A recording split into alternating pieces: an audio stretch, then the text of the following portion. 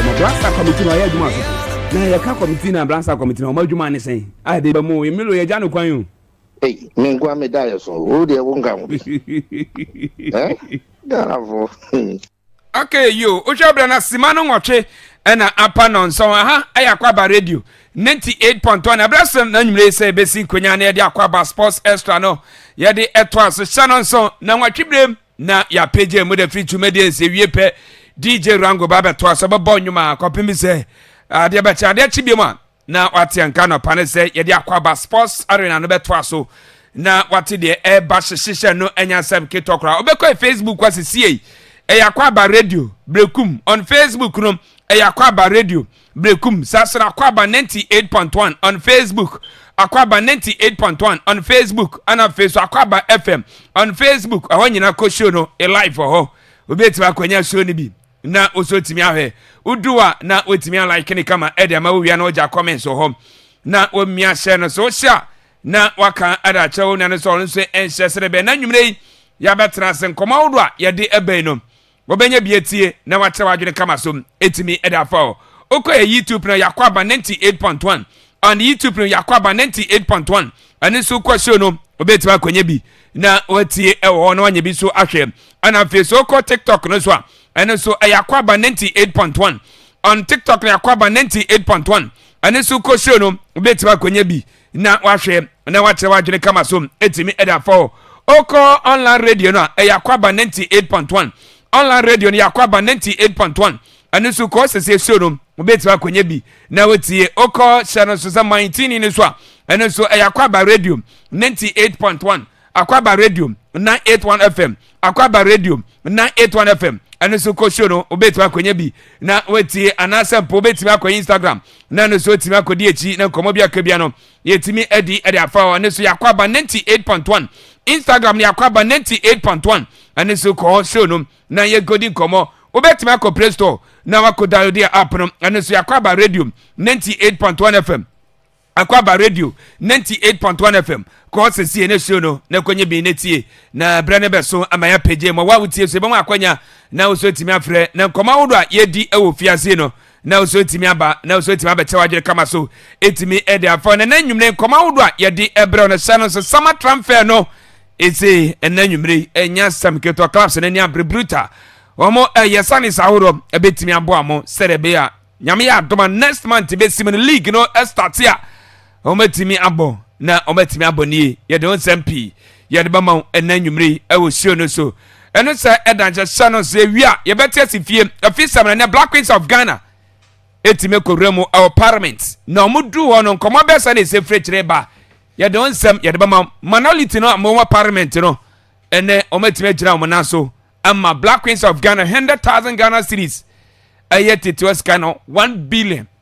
se omenye omaya de se ometima kokogodin ewo my friend Morocco na ometimi atoso miensa na ampis no pinade nkoma woro pina ada tudwa e dia fa Black Queens of Ghana tournament ekoye Morocco na de nkomo sa ana ese omo eka ye de monsem enanwumre ye de bebram shishisha no enya sam ketokra ana amfeso brekum Chelsea da ben na Chelsea team no every brekum na wadan yakopie mo ewukumase na preseason no omatimi astarte saso ena 6 cup tournament no ahon sem etisen ena feso nse cup no so ena so nsem tisen ni nyina eyen sem nanwumre ya babona ya de brew kumase asante kotoko jesia 2025-2026 yusiro pound tuma ene press na akwhye na pound tuma wien hanse folks training kit is jesia de be training no hansa pan hon tuma nya sam kitwa bra Facebook kwasisi bra be ode bra Facebook mienu baako de no eye jesia yusu home jersey ene iso pound tuma baako so de no eye training kit ai se jesia de be training eno pound ode bra Facebook kwasisi ode bra no beto aba ni mienu de hwe wana ne de efe has de ne training kit na kotokode no jesse ze omode babo season nyame ya doma September 12 start to Ghana say no bra be jesse wo bra Facebook kwasisi Akwaaba radio wo de ba beto aba say has kotoko say timi judge say visa manfo nsem o muka no has de ne so mo si training kit mponi o na be jesse ne so mo share abobo no phobia enya sam kitwa fabros omo si jesi de bruta kokko ne de masa enya de kito kokko no na white bi omo da sasa line bi o nchemu na ne kono so omo de lines white bi afafa ho na ne nsana no so omo de lines white bi afafa ho na kotoko no ebiem kakraka nya sam kitwa hasa folk dia no so wa nim kokko no na rainbow color no kokko no yellow no na face blue no jai o de bra Facebook ni mienu de bra be judge sesie wana ni color na fe pa o de ni mienu na da so response ayi na kama o de mienu ato sesie o de bra Facebook ko sesie Akwaaba radio brekum Facebook no Akwaaba radio brekum Akwaaba 98.1 on Facebook so Akwaaba FM on Facebook mi se bra sesie o de ba no abejeje o jeje ameka ni nyina message no de ba bo modern fabra o mo mienu ba ko de na etre ni kit o de ba ko so de ni jese o de bobo o de ni mienu de na efe wo de dia pa na efe pa ayi phobia na se kotoko phobia na se kotoko mi buza wo hema ni ma phobia na se kotoko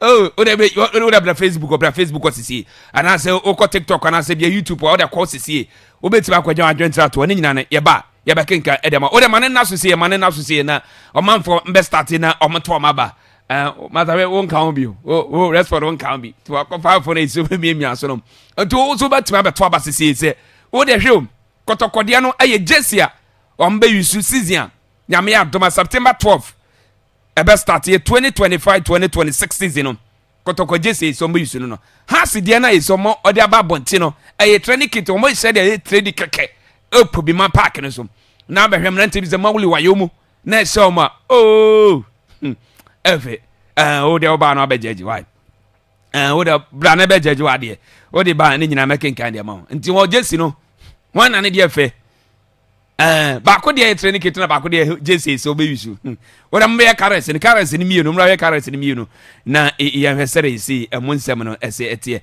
shano so dende ne nya sam kitokra wo de mane na so na nyuma ko bi ma da roma enene wo mo ekre mu a o tie nkasa gudiem sem na nwumre ya be si nkonya ya de ebro ewa Akwaaba radio 98.1 medical kana church wo de bra Facebook kwase sie bra ne kotoko ne has wo mo mienu Jesus ya ayese ba ko be yusu for league no ana feso ba ko so yusu for the training kit no betimi aba no aba hesem we ba ko Jesus na ba ko training kit wo de wa chusu ba ko wo de ni mienu de na ope wo de chusu ba ko wo de chusu ba ko na to da chura bra say ya kotoko de chura kotoko say has Jesus na no atwere has no wo de twere ne kekene fa bra na ya hwese ene ho na bedi nkunim ne hwese ne ho na bedi nkunim Jesus na fe omo Jesus na fe brutal efe brutal enti wo de twere bra sesie mentwetwe na so wo de twere bra sesie ye ba kenka ne nyina e de ama ene me no na eye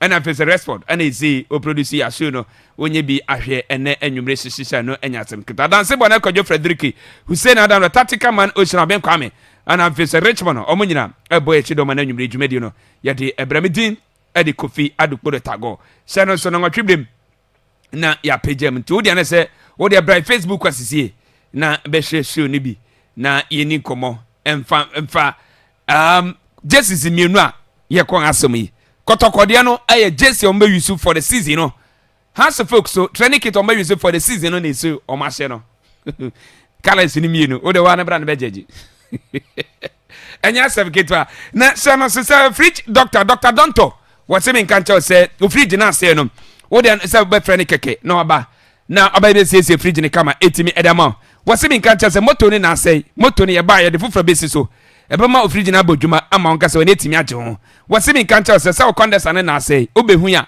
ye de fufura ba besi so ebe bodwuma ama woni timi age friji ho na wawai yen spray ma na nyam no ye betimi ane kama etimi da ma wasimi kan tell se deep freezer no se na enye adwuma ya wo de na sempo wo de obefre baby bia wo se bia na beba na deep freezer no etimi abesese ni kama etimi da ma fi se wo fie se wo nyumam baby bia wo bia no fresh sie na yemra 0556468154 0556468154 and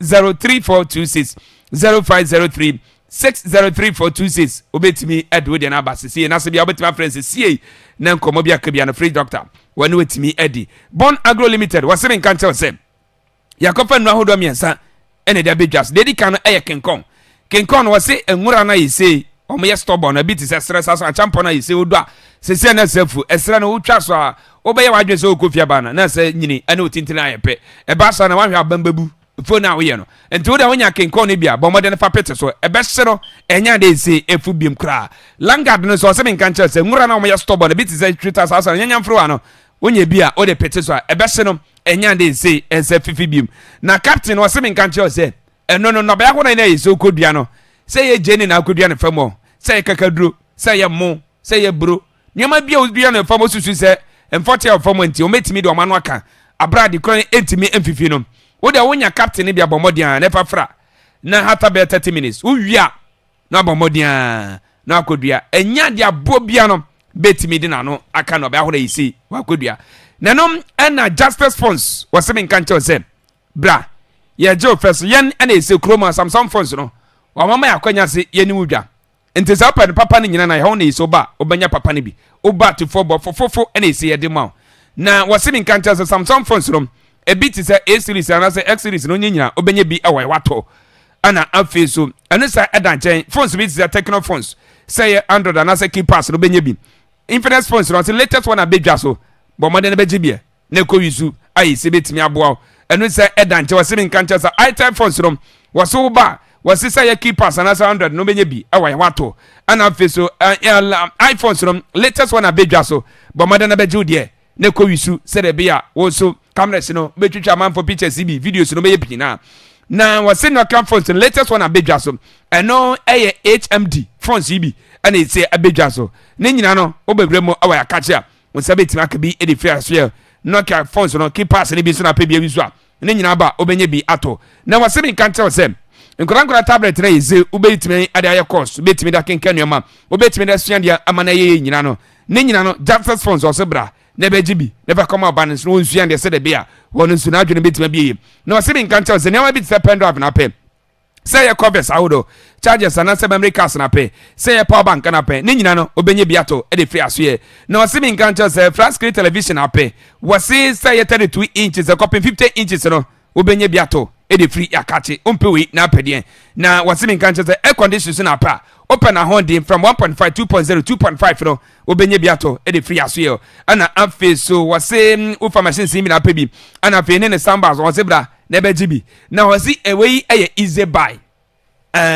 oba se no se ye Techno phones na pe se ye Infinix na simple item phones na pe wo de oba wo de ne se wo betua 30% and wo de wo tua 30% na se no simple 30% re so wo tua no na wo de Ghana card aba na wo de Ghana card ne ba ye beje na documents re tima fele ne kama etim na mam dia ka no month bi obetua ne kakra kakra sa kopim so betua wi wo tua 30% re de phone ma phone wo ja kofie no akowisu ade month bia no na otua ne kakra kakra e de mai ompe we na apede wo phone ekuta sa se so sa de buy besa repair ne kama 8 million mam emfa na how is that phone no say your charging system na say your screen na hye ai so pese ye di fufresi so say your board na say nyama bia se wo phone ma say bia no fa kodan ye beje feso na yesa repair ne kama 8 million mam wo di buy as you na say enye ya mesrew tokene da bia no e so de kwa o metimi aye eno aye justice funds no bedu no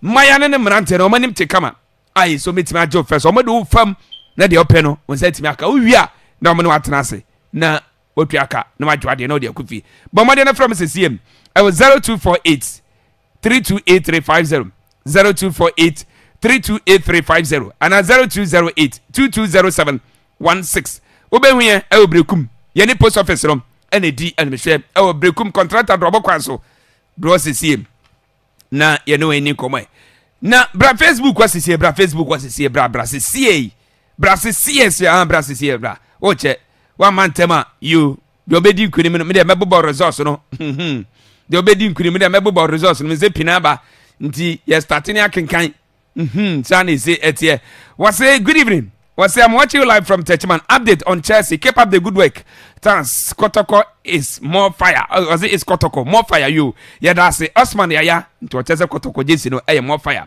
yeah that's it Asante Michael was it phobia too much okay that what am phobia I don't know what's my ya okay o de medical candidate what's your friend amankona James was it phobia Jesina okay you yeah that's the pass what's about Akwaaba abane to no ampe nti what's my ya o de na de ba bebrebe no jai what's your friend Clement what's it has own it's good okay yeah that's the pass has there no a good power so the face ekwa and he said by you what's it there is no difference the color is the same za way from Edward nidia odi ba no anawa nyawa you what's it friend Emmanuel Nketia or say phobia Jesse it's very nice you yeah that's it phobia then has for any din kunu go when am kotoko for na mtram Prince Adama say phobia you yeah that's it a free basement was has okay you yeah that's it so and what say your friend Astra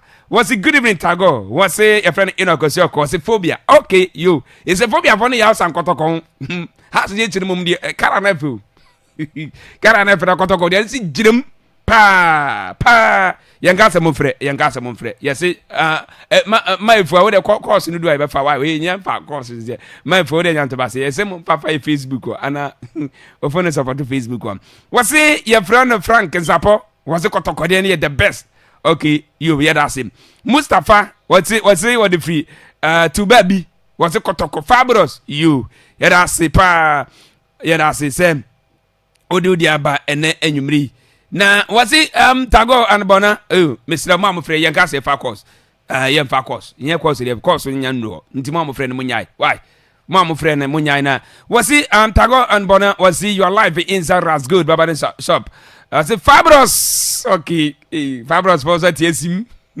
enya san kitokra okay and you also better be do the na basisi fa the na basisi fabra CA Facebook o Akwaaba radio brekum course CA two clubs I so na so Ghana ha see na so Ghana ha ba ko ye 1911 na ba ko 1935 ha say 1911 kotoko 1935 wo mienu ba ko de home jersey so be use afiwe kotoko jersey na sha no na kokko no say white bibiam mfimfi no say hu kotoko bona kotoko ne da ho no ha se de no say training kit de ye training for season yo dan ye kokko top prince kokko and rainbow carrots no edi ma akotene jana say o ma church numbers no say mauli wa you the acting is on here or best past 7 and is over until the Facebook was see na beto aba efafa o sere bia na o metima akosi kama etimi e da ma shisha no enya sam ketokra na yanto aso na yankwa enim na yamfa fisem no na yamfamra na afisema yede eba no ya be chase e de free Black Queens of Ghana na shanon so team no ekopie mu our my friend Morocco na Morocco na yese yakopie mu no yekoye no yetime atoso miensa na no aye wafcon aye say timi akoso na awie ye na ye Ghana etoso miensa no yabepie o man ni mu na yebedua no hye no so Kotoka International Airport no ye boys no na say maya no afefo ne kozia mom etimi true support no etimi de mom Akwaaba ene ura Keto Okaku GFA president ekopie mu hotel na omoda na start na fa pictures e fa guso wo makodidi anonom ama ho zo timi atom ye na wo da fa aduane de no na adidie ne de no yes abra na omo je omani otizampa omo nyina ati table ho ana ese obutwa omanum sa omatoso miensa wa koje bronze ba na nya nya sam ketwa ani je na so mafo ma ayese agije omo so se o ma ya de omatumi atoso miensa ewo wafcon ese wie na anu ye Morocco meno ka se oman ye friend na Nigeria for GE na host ni toso mienum Ghana toso miensa South Africa toso nan no ya jeje omo so ama na omadidi ama ozo timi atomo na didi ni wie ye no ena me carry as sports minister be jam o wie no naja olidi omo na mokopie mu Parliament House enti yanko parliament ni yanko we omo du parliament no members no obia boma baso ma yade enya sabiketo krase ampa o matimi akwata o mani nyina anim ayi so ma peja o mani flag no ama flag na ko wiewiem tintintin ama ese wie na ti ato so miensa ayi se tin age bronze na o mu remo our parliament the sports minister honorable Kofi Adams eja ese ona die nimu sports minister ese okobo mane de ntia ese o mato o mu our parliament no ese o ma speaker etimiati na dwumadi no ekoso no sei ene nkoma sports minister honorable Kofi Adams ɛde ɛto dwa. Mr. Speaker, they sit with us in the gallery today as history makers, having secured a bronze medal at the just ended 2024 Women's African Cup of Nations in Morocco. Mr. Speaker, the Black Queens arrived at the tournament with a modest fanfare but high expectations. Drawn into a competitive group, the team began their campaign with difficult loss to defending champions South Africa, followed by a draw against Mali. They rebounded emphatically with a resounding 4-1 victory over Tanzania, securing qualification to the quarterfinals. In the knockout stage, they delivered, Mr. Speaker, a memorable performance, edging out formidable Algeria side on penalties to reach the semi-finals, though they were narrowly defeated by the host nation, Morocco, in a dramatic 120-minute semi-final that ended in a penalty shootout. They regrouped and returned to face South Africa once more in the third place playoff. Again, they emerged victorious, securing the bronze medal. Their return to what we describe as WAFCON podium, for which it is happening again after 2016, is not coincidental. It reflects the targeted investment, renewed focus on women's football. Significantly, Mr. Speaker, both podium finishes in 2016 and now in 2025 have come under the leadership of President John Dramani Mahama. Mr. Speaker, the government of Ghana, through the Ministry of Sports and Recreation, fulfilled largely every commitment to the Black Queens by providing comprehensive technical, logistical, and welfare support before and throughout the competition. From pre-camp preparations to the disbursement of what is due them, I will say that they lack nothing under our watch. To these remarkable women, this House and the nation says Aiko, Mr. Speaker, the performance of the Black Queens must serve as a national rallying point. This is the moment for state institutions, corporate Ghana, and the general public to move beyond symbolic praise and commit to sustained investment in women's sport. It is a powerful message that when we invest in our women and give them the platform, results will follow. We and some sports minister Honorable Kofi Adams, what they are to do, and then you need to be Emma. Now, down when you could be more our mention Southwa MP or Honorable Nana J. Bafo Ewa, one of those original and also Ebo Mayana Basso. Eka say Blasters, Meman and Kakoya, and on Moko BBC. Ngebe pages ike modu ene dia ma omo tize manu sa koyebia Honorable Nana J. Bafwa wono eye mensa sat MP waje se yenye de bi empama emano. I want to join my colleagues in commending our glorious Black Queens. They have done really well. They've brought joy and excitement to the nation. I say to them, Aiko. Mr. Speaker, whilst commending them, I also want to commend the minister for his contribution, for all the things he did to make this real, and the government. We commend them. But Mr. Speaker, it's important that going forward, we reduce the politics involved in such occasions. Mr. Speaker, there is always the risk of people taking partisan lines the moment we bring in politics, which takes away from the shine that this occasion brings. Mr. Speaker, in concluding, I am calling on the minister, Mr. Speaker, to advert his mind to the Affirmative Action Act, Mr. Speaker, by ensuring that these glorious Black Queens, Mr. Speaker, have parity in terms of their earnings, much as what the Black Stars are earning. Mr. Speaker, we should also give them something closer. Mr. Speaker, the Affirmative Action Act, which was passed by this House, luckily for us, the minister is a member of this House. Mr. Speaker, we need to enforce it. The situation where the Black Stars will earn so much money, but the women earn very little, Mr. Speaker, is unfair and breaches the spirit and letter of the Affirmative Action Act. And so, Mr. Minister, very respectfully, the Black Stars are given huge bonuses. Let's give our women huge bonuses for the group stage. Mr. Speaker, when the Black Stars qualify from the group stage to the second round, they are paid huge bonuses. Mr. Speaker, in accordance with the Affirmative Action Act, let's give our women huge bonuses. Mr. Speaker, if the Black Stars had won even bronze, wouldn't just be giving them speeches, celebratory speeches in this house, would have given them huge money. Mr. Speaker, let's ensure that the women are given huge money, consistent and houses, so that their lots are not made well. You we any and Sama Mensha South na MP Honorable Nana Aje Bafwa then come or the two general messages the bani say eba Martin Techi HS House of Jesse is very nice. Okay, you yeah say as also Anna Abdullah Hames also HS a house Jessinum and he say pa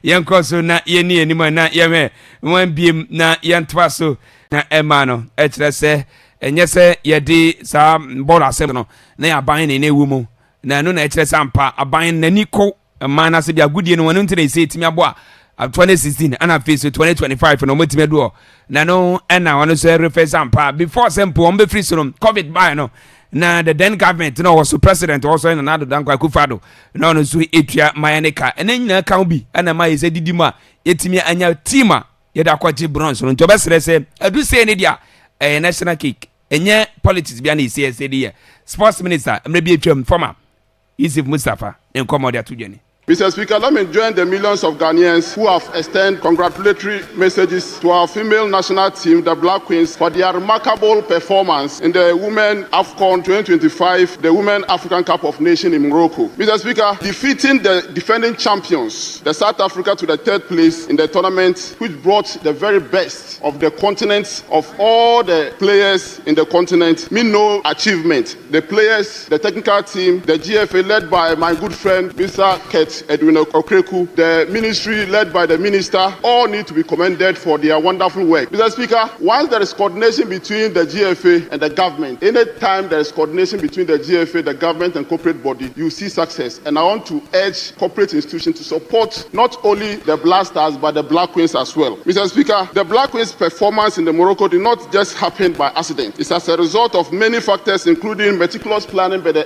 FA and also promotion of women football. I have been fortunate to have worked very closely with the FA and I know what they put in terms of women promotion of women football, and I want to commend them for that. Mr. Speaker, the government have also done our best. The government upon government have contributed by supporting the women football. Just last year, we all witnessed the Black Princesses being the champions of Africa in the African Games, which was held here in Ghana. And that most of these players here are products from these Black Princesses. And anytime you see players graduating from junior team going to the national team and they are playing together, because they play more playing time, you get successes going forward. And I want to urge the FA to keep these players from the junior national team to graduate to the senior national team so that they can be winning medals for our country. Mr. Speaker, we shouldn't also forget that when COVID happened, for the first time, His Excellency President Nana Akufo-Addo ensured that all Women Premier League players were put on stipends and they were paid stipends, and most of these players are beneficiaries of those stipends. The numerous astroturfs that His Excellency Nana Akufo-Addo also constructed across Ghana, and that is the result of these successes that we are talking. And I want to urge them that the government should continue to make sure that the initiative of getting every district a befitting sports facility should not be a thing of the past. We should ensure that it comes to place.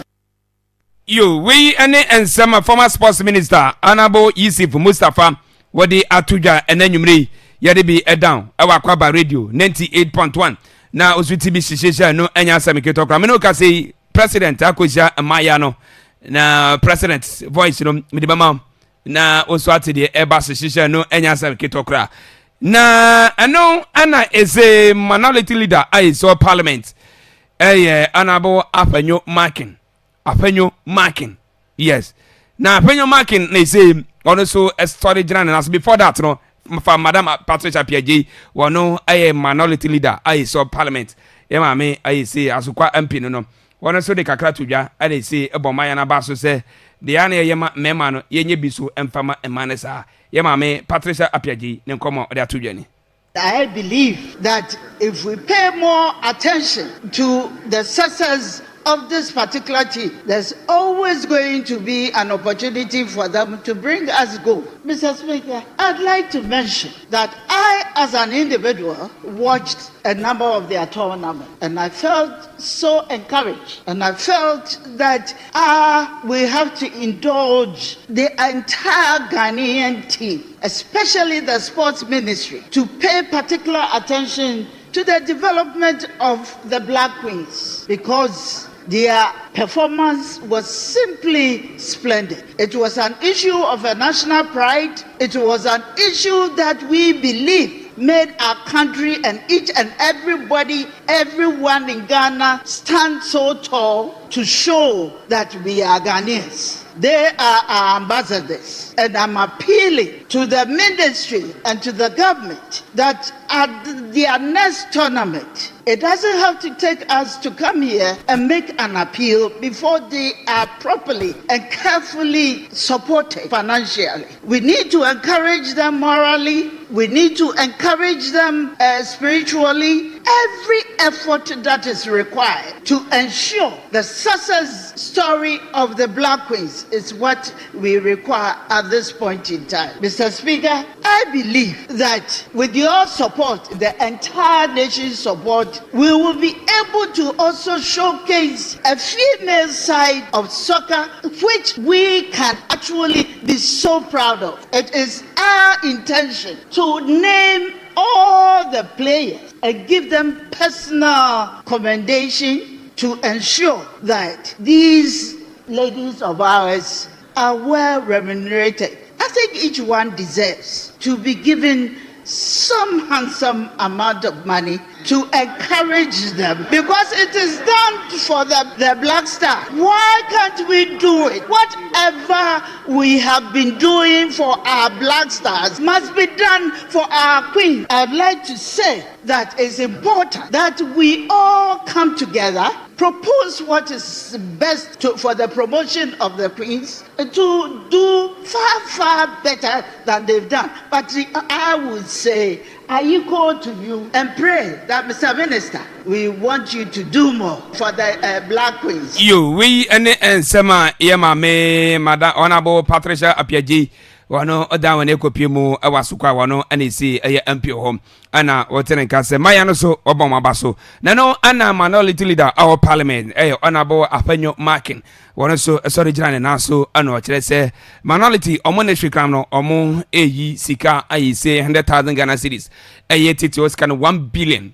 ana dia ama manesa ampa omaya de se omatima kokokodim dia ama omina isi omatimi age bronze is omatimi edaba enti se ko basa sports minister no ehia moa woni onka kire omo nyina be push sere bia ometimi aboa na ma no so etimi anya support na ma football na se football proper no so etimi akoso ewo man ni monti ene ewo parliament ne nya asem ketwa we anensema honorable Apenyo Markin wono edi atudwa.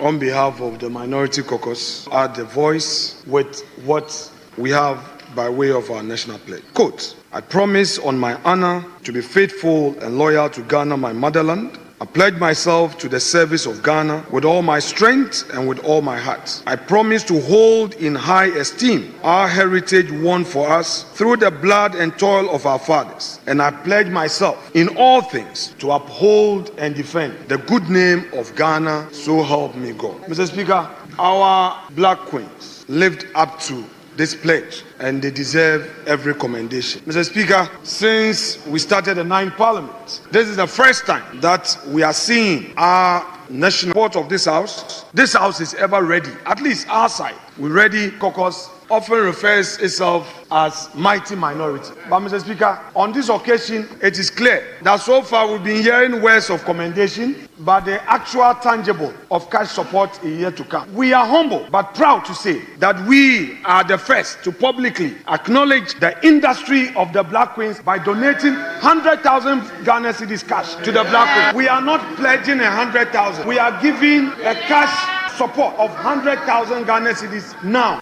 We and Sema honorable Apenyo Markin wano minority leader our parliament na wotene ka say minority now is somewhere parliament no abomode timi adonate sika 100,000 Ghana cedis titi oscan 1 billion ene di ama maya no so monye se omatima kokodin ewo Morocco ayi so omatima age bronze raba me no ka se mano ewo president wa yi se omone president edin komo na komo ni bi no before that no abrai so mo kasa bi parliament we enen komo na asasida Kofi Adams on the sports minister as I my members na mo nyina sole ye na omo bon maya na basu sampa omatima kwoti enim ewo Morocco abonte so. Thank you very much, Speaker. I wish, on behalf of the ministry, to thank this House for joining us to celebrate the Queens. Indeed, they have made a statement, and that statement is important. Speaker, I want to announce even ahead of time, before the bill gets here, that His Excellency the President, through Cabinet, has given approval for establishment of a sports fund, and that bill will be coming to the House very soon. And I'll urge members that when it comes, we should give it the necessary support and possibly even look for other sources that will make the fund stronger to be able to support the queens, support the princesses and all others so they can achieve a lot more. We wish to thank the queens, and the queens are also thankful to all of you for what it is that you have done. Thank you, Mr. Speaker. You we and then sports minister Honorable Kofi Adams so dia tuja afane Maya no kopie mo our parliament no na medical character say Ghana man penyin His Excellency John Dramani Mahama akwesha Maya na yenkotie nkomo ne bi ebia wode atoja fa support wa wode so mo de ba Maya no ana afi so nkomo na keche betimi da ma nti yenkotie kakramrazie. I want to pledge our support to the FA. We'll do everything we can to support you in the work you are doing. One of the last things we want to do is to get dedicated funding for sports. And so we're thinking about it. And I think that, like we did to solve the school feeding program. Now, do you hear anything about school feeding? You and no echino was I say no or can add a chain interior minister and say minor is say omo peso muna other say police in a peso say fire and as immigration no and I face other security services in yano or meet me anya kwanya na or meet me ako na etimi apamo yenkoti no so kakra nen common doors or chana pa yeba they came yana the bama nti yenkoti we mrasisi. I've also asked the Minister of Interior to give priority to sports people when we do recruitment into the security services.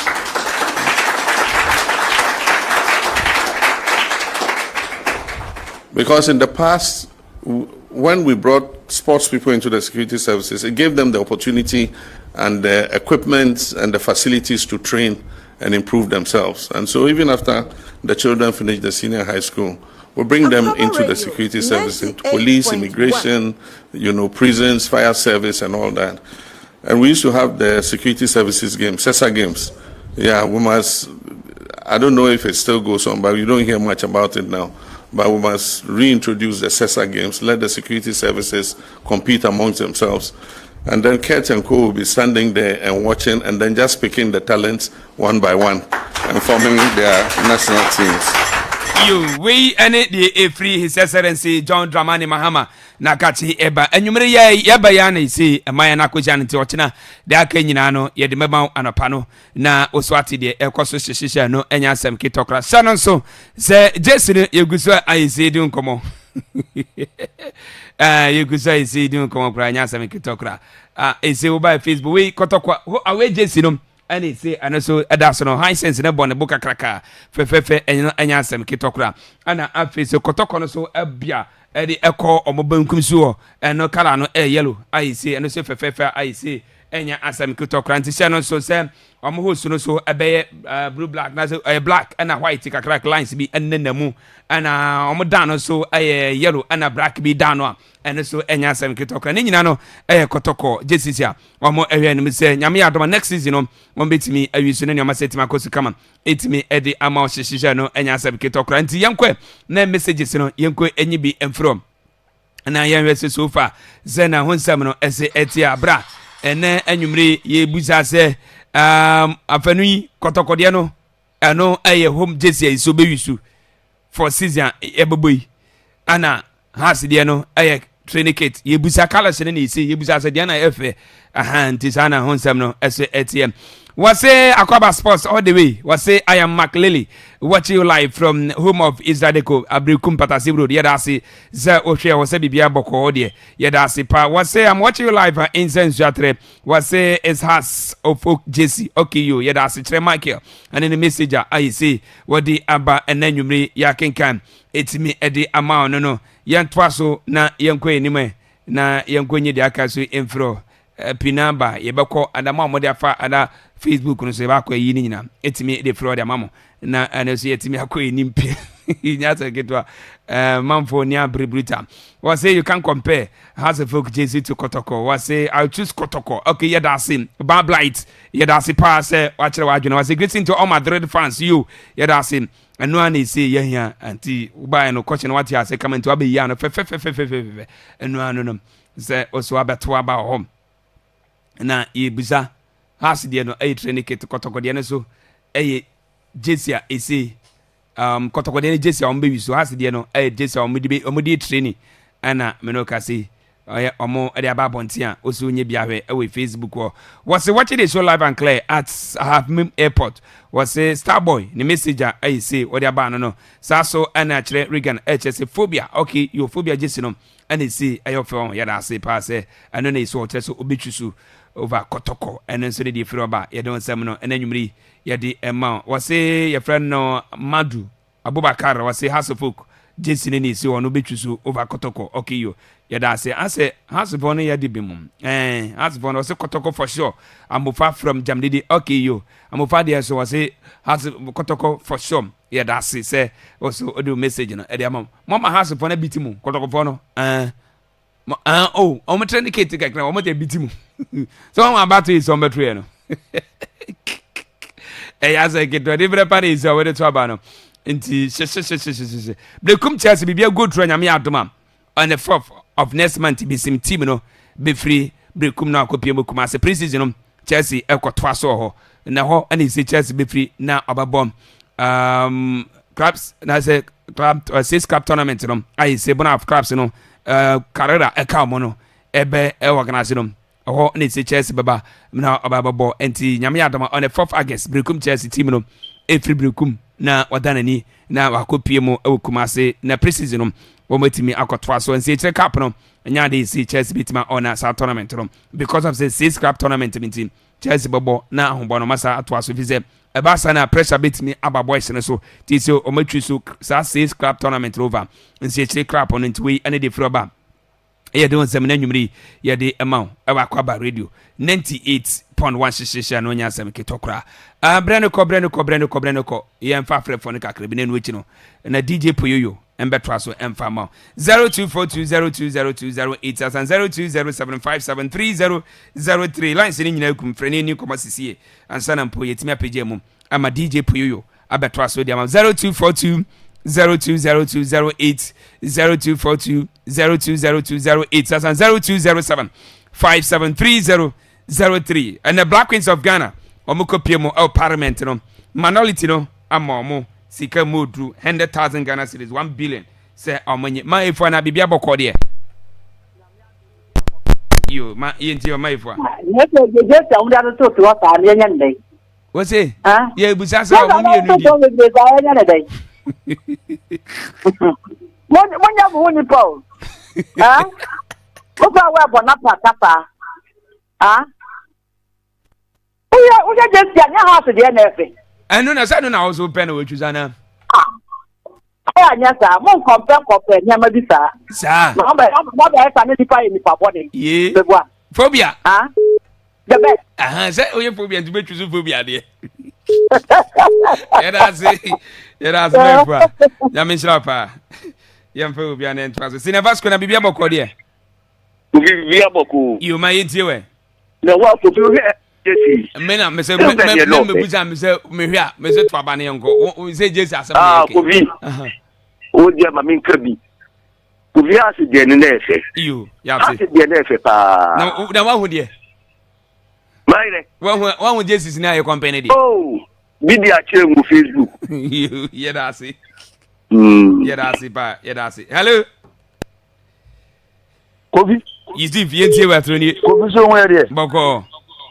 Kofi black queens no ma ya dem skenu crosswa when you knowledge di omo mi se na Kofi skenu sente o se pa ma inform omo di bi ka na man so manage because mama dey cover cap ache ebi se man so ya dey so ma cover cap inti na mi shire omo na inform mo skenu ka Kofi yen mi yan kan ko just fetch house for there Kofi bona wa ya la se yes, but this is Bonankasa ne. Una what Bonanka show no so. Yeah, baba koko mam ko biam ko se Bonankasa. Hello. Hello. Honorable.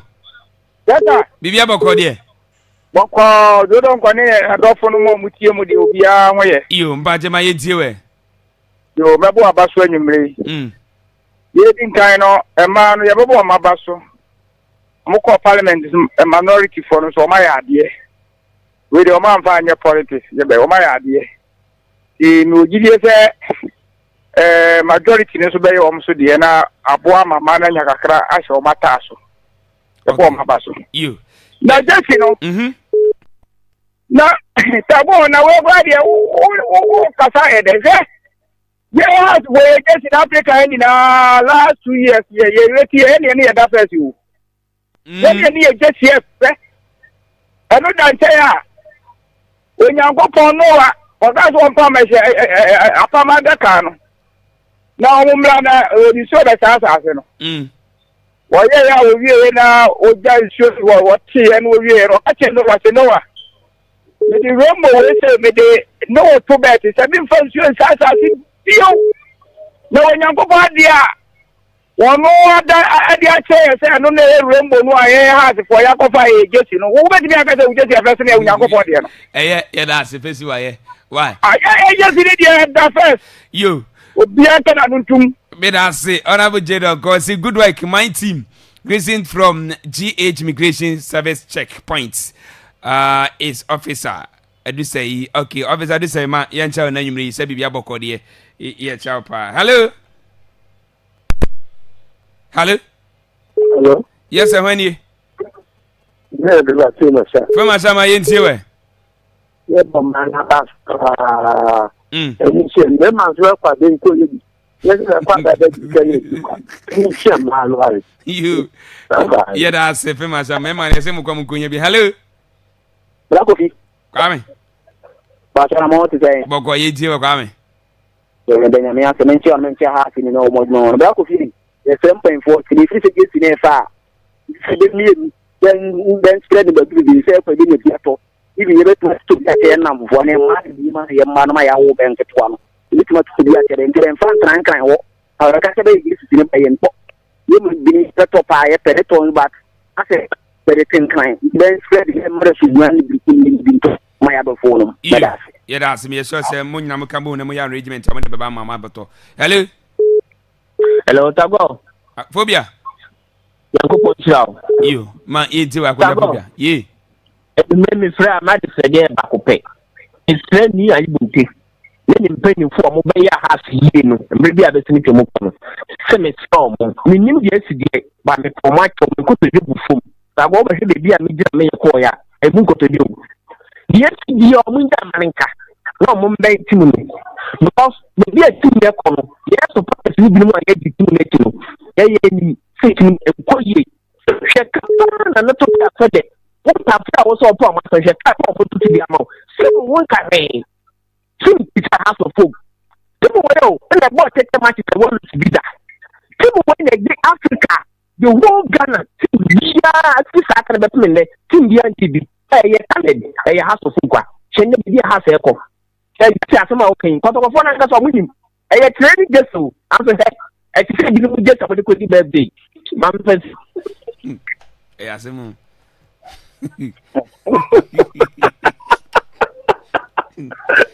Good day, dear.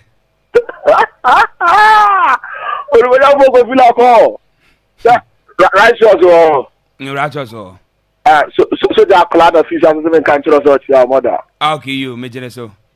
And I'm trying for somebody back of India, but I don't want to see a mother. Tagore, ye.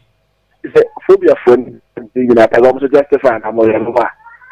There was a way justified. Now, some of the first 11. No more start the preseason. Sɛ bɛyɛ na ɔmo sa fifiri ya ligi no.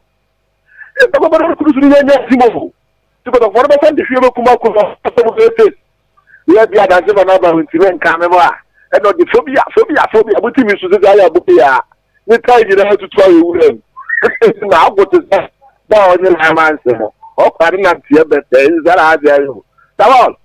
That tiye you meet man na ọmọdé bi. Ẹgbẹ́ sẹ́ tẹ̀gbú dẹ́sí. Na wíyá sẹ́ fúnfúnra sábà sẹ́ ẹ̀ ti àjò káàpù wíyẹn. Sẹ́tù ti káàpù náà yẹ ti ń tiri mi wá. Sísìn ní kú gbó wíyẹ yẹn nọ. Sẹ́tù sí ní kú gbó wíyẹ yẹn ti bá di wíyẹn. Ètí nà kú. Sẹ́tù sẹ́ bá bẹ̀rẹ̀ kún jẹ́sí máa yẹ start first 11 ma Ghana Blaster. Bye bye. Yeah, that's it. Hello. Money. Go through the quota. Go through my interview. Yeah, kotokofo de bɔɔl na ehia yo. Yeah, bɔɔl no na esisi ya ni abira ye bɔ. This mi de yan ko ho. Nti beta be na ye na mo bɔ bɔɔl no. You. That's it. Yeah, that's a good story. Hello. Hello. Hello, Kobi. Yes, am I interview? Simple but actually keeping Kobi we had the Kokobi afe. Had the Kokobi mu afe. Had the Kokobi afe. Ikotokoje siridi. Obi eniwo. Kim bi eniwo Ghana ha. Ati kotokoje feche no. Had the Kokobi mu afe. Had the Kokobi afe. Ya kotokwa. Yeah, that's it. Yeah, that's it. Emfa mienu bi ne mfese. Hello. Hello. Wani? Second tentem. My interview second tentem. Yo. Wedi kada ma sibe pressure mo ehu de ekoso. I was forcing. Yes, we get me who ya dia so no. Ha se de o mu jetu nefe. You. Any ada ai for plastic in the form parliament for no. Maronti for the much be say o mu so ma tete kakra amomo. Tane o mu sa ya ma no. Oba de o so kakoko. You. Oba de no ha ya jwan pa. It was be yes, yeah, that's it, Papa. Last caller. Hello. Tago. Adolf. Tago, the battle kakra. So, Usha has this in Kotoko Jesina, it is to the many at the judge, who do the Tutoa, channel you have to press book on the judge, nearly all the Tutoa. You know, Muntamu, Papa. You have beautiful colors. Yeah, that's it. You do me for a baby. Mammy chat there. Oh, a big more fast food. With money station no pardon. Say be a boko. The only team in yes, a chairman name. And I feel slide and Ibrahim as someone ya nesty co store. Ya chambes mark or ya memory co store. And I don't vetain him if it all pay. I would don't vet the chairman. And then you me say more monitor show no din Indiano and ya seven kitokra. Good evening. And come bia. Oti show no. Director one. Fidera. Boss, good evening. And then you na yen church driver so and I'm face so. Ogoro say bibia boko. For my say good evening. And I feel black legs. Asking for almost a few you almost so bia. Asking for a few almost so bia. Omane kan here say den kasa. Ye beji cap ya na nkazo. Ye beji cap no. I take 140 years onyanyi European trophy biada. What's the show bia? Say the last time Muji League na ye 2004 and I'm Muji League. Is it 21 years in Ekumi? Muji League. Muji League. That I hear him in my home. The evidence was asking Muji League. Is it na me boa. Asking for just for them go call myself. Oh, they mum farm trophy na munko. Why? Mumfa. Ye himself 4 years. Mun mumfa. Enoch. Young guy in Chilemo. We maji amaji. We be am farm ho. Kapa maji you see they be amudi guy assume and them we wet best ni as for wet team ni as for no. Munye. Argentina ka banko jifi fa I World Cup. Argentina banko. That we only Brazil team Flamingo near you mean bobo ya. No, I didn't. Mama ya some codi. Who can no measure? Who can just measure? What ya? Mama ya some codi. Now the moon got a magic cup. Dear Simney. na de bia so ma hu omunye hu pe no mo de tago ene ye best team mo ye best team tie nye de o de omunye omunko stadium ne hia ye mfa ko bia bia wan frɛ mo nya ye mfa bia bia mo aja mo mfa mo ko stadium ene hia na me misi me o UK and guys say ka ye be start season ka mo nya ba bi na ma bobo ka weekend bia ma kwaje wo ma ko bo dance o ma ko ye yo ka ma event bia bokɔ so na za park nya mo dia na community my for me mfa mo nyai se man ka say we say mi na adu me so eze me na me ofro no ade ka bo ba ko pe mo ya so nko didie o ma ya de me o ma ya se abo ma ba so o ma ya de nti no mo pensi wo o ma je ka o de o ma nye no de hia nye de hia ni na was spell over $1 billion friends say pounds na so ntimi fa nye kapa one na bejima